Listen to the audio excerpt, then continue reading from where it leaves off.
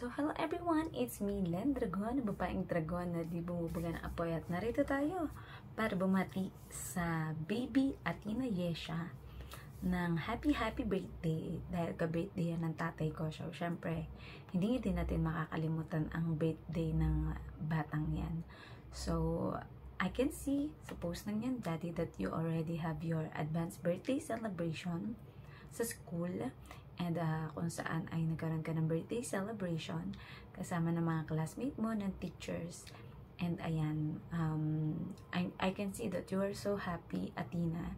And nawa, mas lumaki ka pa na isang mabuting bata, masipag, matalino, and masunurin at magalang sa iyong mga magulang. I know you have a great future ahead. So, continue mo lang yan.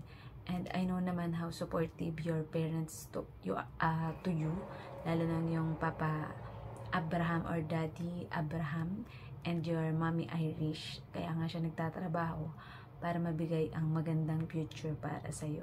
So, happy birthday again, Athena Yesha. And may have many more birthdays to come and to celebrate. And, ayun, good health sa'yo. And para hindi na mag-alala si Mommy and Daddy mo.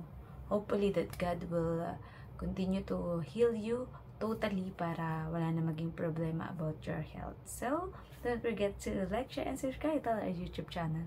This is me, Len Dragon, babaeng dragon na di bumugapay, saying I love you all from the bottom of my heart and my balbalunan. God bless us all, mama. Chup chup. Bye-bye.